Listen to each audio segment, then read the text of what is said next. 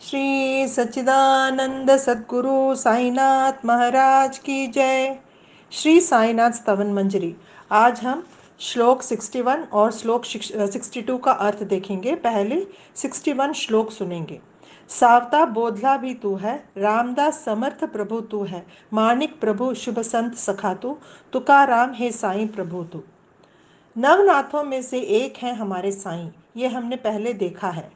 अब दासगणों साईं को किस किस संत महापुरुष के रूप में देखते हैं उसका वर्णन सुनेंगे। चलिए।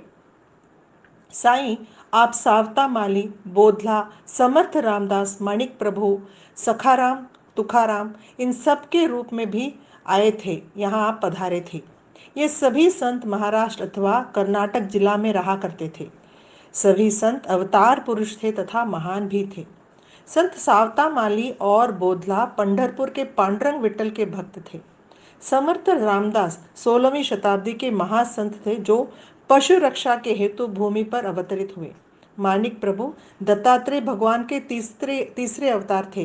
वे हुमनाबाद में प्रसिद्ध थे।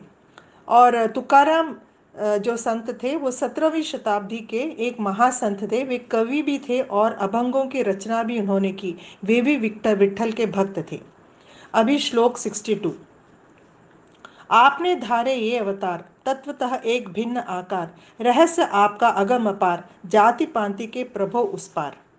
साईं आपने कलयुग में इतने सारे अवतार धारण किए हैं। हर एक अवतार की एक अलग पहचान है और महिमा है। अलग अलग अवतार धारण करते हुए आप सब एक ही ऐश्वरीय शक्ति के अंश हो। लेकिन इस जन्म में जो साईं का अवतार आपने धारण किया है वह बिल्कुल अलग है। इस अवतार को हम समझ नहीं पा रहे हैं साईं। आपका जन्म, आपका पूर्व काल, आपकी बाल्य अवस्था, ये सब बड़े ही रहस्यमय की बातें हैं, हम नहीं जान पा रहे हैं। आपका मूल यानी कि आदि कोई नहीं जान पाया। कहा जाता है कभी भी ऋषि मूल और नदी मूल को जानने की कोशिश या प्रयास नहीं करनी चाहिए। तुम किसी भी जाति धर्म से कोई मतलब नहीं रखते थे साईं, इसीलिए तुम अन्य गुरु भाइयों से अलग थे। तुम्हारी अपनी एक अलग पहचान है साईं। दासगणों बड़े ही भावुक होकर बाबा के साथ इस तरह बाबा का परिचय देते हुए इस प्रकार कहते हैं।